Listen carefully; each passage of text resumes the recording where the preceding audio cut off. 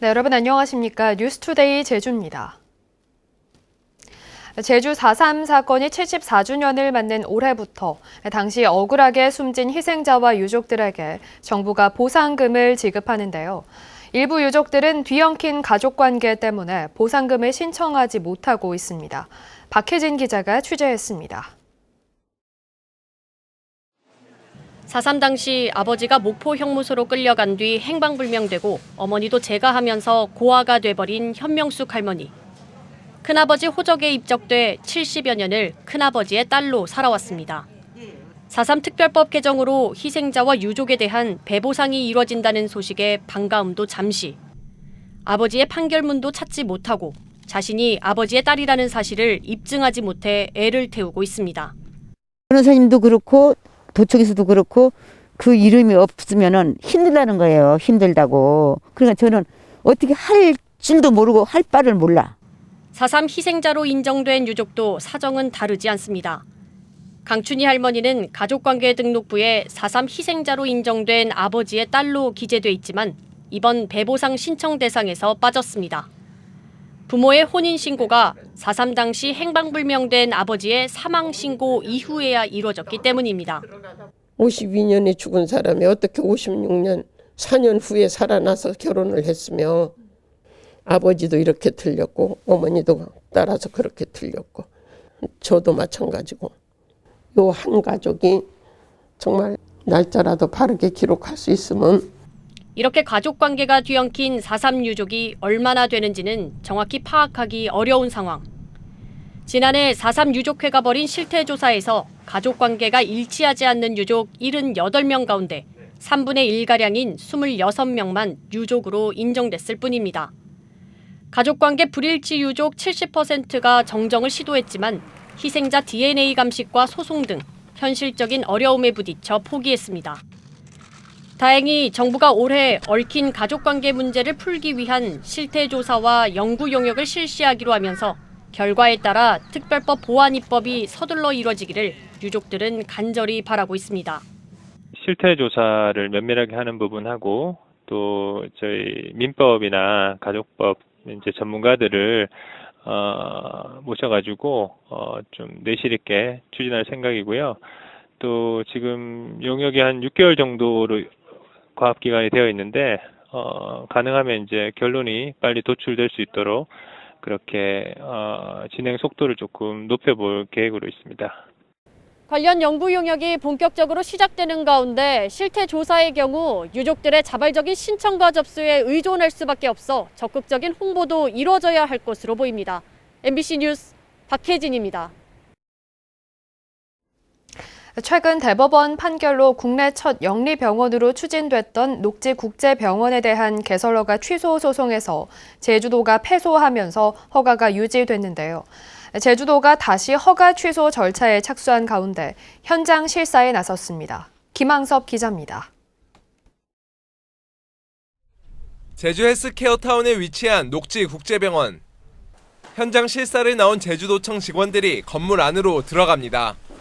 공무원들은 1시간 동안 조사를 진행하며 병원을 정상적으로 운영하기 위한 시설을 확보하고 있는지 집중 확인했습니다. 일단은 현장에 그 시설들이 제대로 잘 구비되어 있는지를 본 거거든요. 보건정책의료심의위원회에서 그 가부는 결정할 사항이기 때문에 관련 조례에 따르면 외국인이 의료기관을 개설하려면 $500만 이상을 투자해야 하고 병원 지분과 건물 소유 등 조건을 갖춰야 합니다. 하지만 녹지 측은 병원의 지분을 국내 다른 법인에 매각해 이 같은 조건을 충족하지 못하게 된 상황. 제주도는 현장 실사를 통해 조건을 충족하지 못한 사실이 확인되면 의료정책심의위원회를 열어 허가를 취소할 방침입니다. 이에 대해 녹지 측은 다음 달 예정된 영리병원 개설허가 취소 소송이 모두 끝난 뒤에 절차를 진행해야 한다는 입장을 제주도에 밝혔습니다. 하지만 시민단체들은 어떤 상황에서도 영리병원 개설을 막아야 한다며 허가를 취소하라고 촉구했습니다. 녹지국제병원에 대한 재취소도 요구를 한 것이고요. 그리고 이제 국회에 상정돼 있는 제주특별법 전면 개정안을 통해서 제주도의 영리병원을 완전히 사라지게 하도록 법 개정을 촉구하고 있습니다. 녹지 측이 제주도를 상대로 낸 내국인 진료 금지 조건에 대한 소송 선고 공판이 다음 달 5일 열릴 예정인 가운데 국내 처음으로 추진된 영리병원의 향방에 관심이 쏠리고 있습니다. MBC 뉴스 김항섭입니다.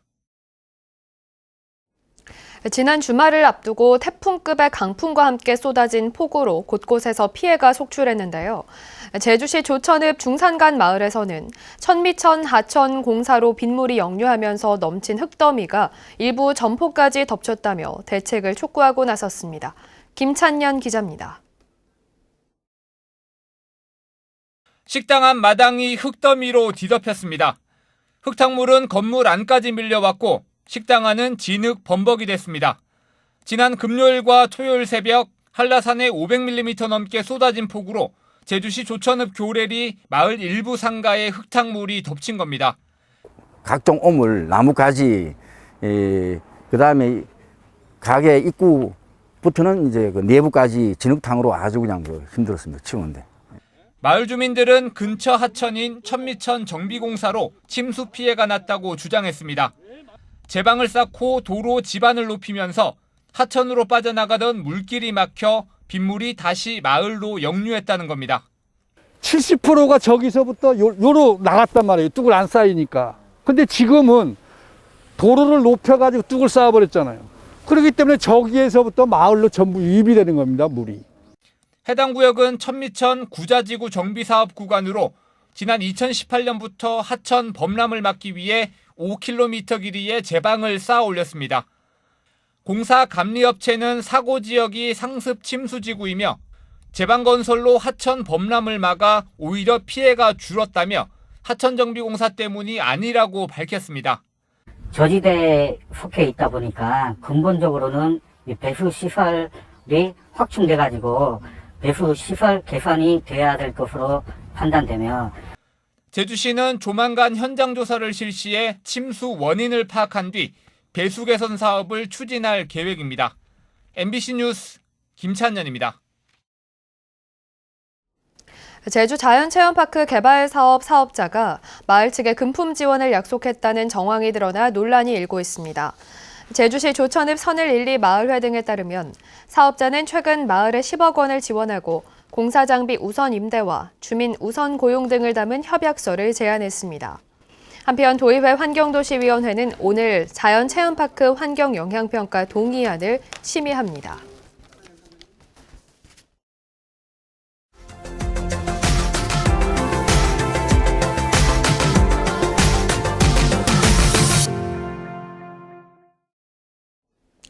양산의 대표적인 축제 가운데 하나인 원동 매화축제와 미나리 축제가 코로나로 인해 올해도 3년째 취소됐습니다.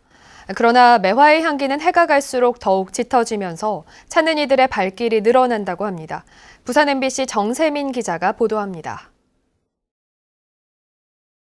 마치 눈꽃을 뿌려놓은 듯 온 산이 활짝 핀 매화로 그득합니다. 낙동강 경부선 철길을 따라 심은 매화는 해마다 3월이면 만개해 그 자태를 한껏 뽐냅니다. 코로나의 심술로 올해도 공식 행사는 모두 취소됐지만 매화 향기를 찾는 상충객의 발길은 차마 막지 못했습니다. 가족끼리 혹은 연인끼리 매화나무 아래서 펼치는 추억 쌓기로 모두가 잠시 영화 속의 주인공이 돼 봅니다. 수업 없는 날에 해가지고 왔는데 오길 잘한 것 같고요. 또 사이도 돈독해지는 것 같고 그래서 이쁜 거 많이 보고 가는 것 같습니다. 뭐 따로 영화관 가서 팝콘 안 먹어도 되고 여기 와서 매화 보시면 될 것 같아요. 원동을 찾는 방문객들에게 드리는 또 다른 즐거움은 바로 원동의 특산물 미나리. 미나리 축제 역시 3년째 행사는 취소됐지만 수확기를 맞아 40여 곳의 농가에서 나오는 원동 미나리는 청정 지역에서 친환경 방식으로 재배한 안심 먹거리의 자부심을 과시합니다. 지금은 딱 드시기 좋은 시즌이고 어디 좋으냐면 간에도 술 드시는 분에 한해서는 정말 최고고 그다음에 피로회복 이런 여러 가지 효과가 있습니다. 비닐하우스를 따라 끝없이 펼쳐진 딸기밭. 미나리와 함께 이맘때면 등장하는 원동의 또 다른 자랑거리입니다. 따면서 먹고 층층이 쌓아가면서 또 먹고 알알이 곱게 연근 딸기는 체험 농장을 찾은 시민들에게 달고 오묘한 그 맛과 함께 농가의 풍족한 인심까지 전해줍니다. 신선도가 엄청나게 오래가고 그리고 따는 즐거움이 있고 맛이 일단 이게 브릭스가 높다 보니까 단맛이 되게 강해요. 축제가 사라진 지 3년, 양산 원동의 농가는 매화 향기와 특산물로 올해도 상충객을 유혹합니다. MBC 뉴스 정세민입니다.